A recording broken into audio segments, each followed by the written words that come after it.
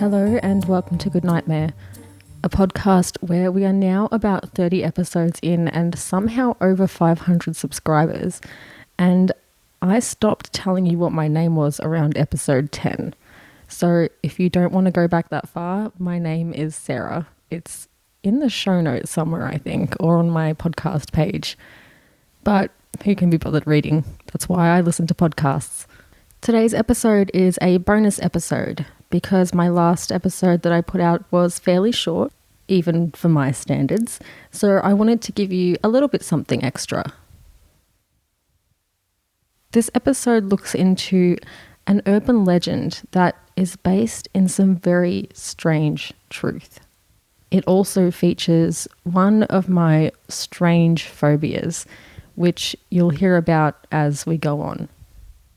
Bunny Man is an urban legend character, based somewhat in truth, who's known in Virginia and as far as Washington, D.C.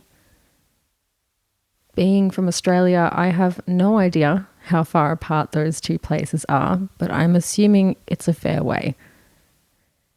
He's a serial killer who carries an axe and dresses himself in a bunny costume, fluffy white tail, ears and all, not unlike the Easter Bunny, both equally sinister. This case drew me in partly because of how strange it is, and partly because for a long time I've had an irrational fear of Easter Bunny costumes, or Dora the Explorer. Something about that oversized head, it just gets me every time. That and horse masks. If you've ever seen antique photos of what the Easter Bunny used to look like, you probably understand my fear. Sharp teeth, dark eyes, matted white fur, they just scream evil. The Bunny Man legend began in 1970, and the stories take place primarily at the Colchester Overpass, also known now as Bunny Man Bridge. Historian archivist Brian A. Conley, who worked for the Fairfax County Public Library, did extensive research into the case of the Bunny Man, and he discovered that there were 2 reports from the area that fit the description. That's right, there were 2 separate cases of people encountering a violent man in a bunny costume, threatening them with an axe. Given that we all somehow lived through 2016 with killer clown costumes, that might not seem so strange. The first incident occurred when a young couple were visiting their uncle. The pair said that they had parked across the road from his home in a reasonably isolated area, and they were just sitting in their car talking for some time. It was the male partner who first noticed movement outside of the car. There was a figure, dressed all in white, coming toward them. As the figure approached, he hurled a hatchet violently through the passenger side window, completely shattering it. The hatchet landed on the floor of the car, and the figure was yelling that the couple were trespassing on private property. Feeling threatened, the couple peeled out of the area and left. When reporting the crime, the male partner, a cadet, later described the man as being dressed in all white, in a sort of bunny costume, including long rabbit ears atop his head.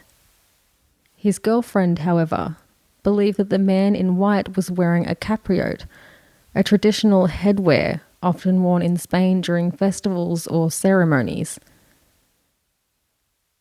Neither seemed to have any place on a man's head in the dark of the night, especially not a hatchet-wielding man.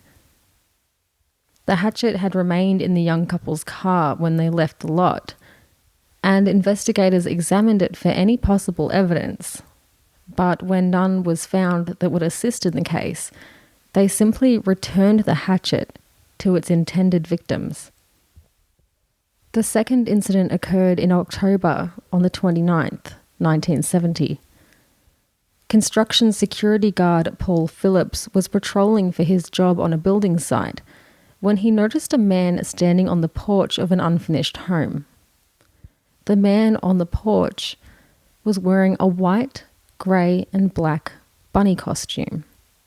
He was average height and weight, and not unusual, except for his attire and what he was carrying. As Paul Phillips approached, the bunny man took the hatchet that he was holding and started hacking away at one of the porch posts. While doing so, he yelled at Paul, saying, "You are trespassing. If you come any closer, I'll cut off your head." Investigations on both cases were reportedly short-lived. There was little to no evidence to assist in closing the cases, and so they ultimately turned cold. Since these two incidents and the resulting rumours and folklore, over 50 people in the following weeks alone reported seeing the so-called bunny man. Rumours ranged from mild to disturbing. Some only witnessed him at a distance, while others claimed to have witnessed the bunny man consuming a neighbour's pet cat. In 1990, an origin story of sorts of the bunny man appeared online. It was an account written by Timothy C. Forbes, likely an alias or pseudonym. While the tale is interesting, it was ultimately debunked.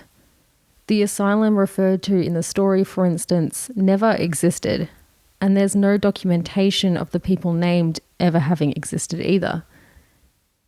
The story does become quite twisted and disturbing towards the end, as most tales tend to do. So please listen to the rest of this episode with caution, and if the details aren't to your liking, I'll catch up with you in the next episode. This version of the tale by Timothy C. Forbes tells of a local asylum that was used as a holding point for convicts who were being transported to prison. The town, with a population of only 300 or so, wasn't happy with the asylum being so nearby, and so it was to be relocated. When it came time to transport the convicts from the building, they loaded up a bus with all of the criminals and set out. The bus must have taken a turn too quickly or hit a snag in the road shortly after leaving, because it rolled, and the prisoners managed to escape, taking refuge in the surrounding woods. The search went on for days, weeks, even months, locating all of the lost prisoners until all but 2 were found. There were strange occurrences in the area. The bodies of dead rabbits would be found every now and then, having been half-eaten or killed, as though someone was surviving on them. They believed it must have been one of the escaped convicts and named him the Bunny Man. They were only half wrong. The man that they had dubbed the Bunny Man was found dead, murdered, and it was at this point they knew that they'd named the wrong convict. There was still one man on the loose who'd moved from killing animals to killing grown men, a man who would never be found. As with all urban legends, the tale grew over time. Legend today tells that if you visit the Bunnyman Bridge on Halloween night, at midnight you'll see an orb of light approaching. Right on midnight, there'll be a bright and blinding flash, and it'll be the last thing that you ever see. It's at midnight when the Bunny Man shows and guts his victims before hanging their bodies from the sides of the bridge. I'm sure plenty of people have been down to the bridge at midnight only to come home perfectly safe, but I sure wouldn't want to risk it. In regards to the truth of the original reports, Conley actually tracked down the couple that were involved in the first incident. The pair were still married, 45 years later, and while they weren't interested in discussing the case, they did confirm that it was all true. The details they recalled were as vivid as the day of the incident, and according to Conley's report as presented online by the Washingtonian, the aunt remembered very clearly combing glass from the shattered glass window out of this girl's hair. Conley theorises that the Bunny Man may have been a disgruntled resident who wasn't happy with the development of the area, and so he tried to chase off residents, builders and visitors, with accusations of trespassing and wildly wielding his hatchet. As the Bunny Man would have been around 20 years old at the time of the two attacks, it's not unlikely that he's still alive today, unless, as Conley says, he got a little careless with his hatchet. Regardless, no one has ever come forward to claim the Bunny Man's identity, and though it appears that he may have been very real, it's unlikely we'll ever know who he was or why he did what he did with absolute certainty. Coincidentally, in April 2018, the Bunny Man Bridge was the site of an upsetting discovery. The body of a man, a victim of homicide, was found only 900 feet from the bridge. Residents were disturbed by the incident, as the town is known for being quiet and peaceful, with most houses situated on acre blocks of land, and residents known for keeping and riding horses through the area. Police stated that there was no threat to the public, and that while the setting was strange, there was no link to the popular Bunny Man folklore. If you've been to or live near Bunny Man Bridge, my listeners and I would love to hear from you. Or if you yourself have visited a place depicted in folklore or urban legend, said to be haunted and dangerous, and live to tell the tale, we would also love to hear from you. You can email me at goodnightmare_s@outlook.com or catch me on Twitter or Instagram at goodnightmare_s. I hope you enjoyed this bonus episode. There will be more in the future as I come across smaller cases to share with you. Until next time, sweet dreams.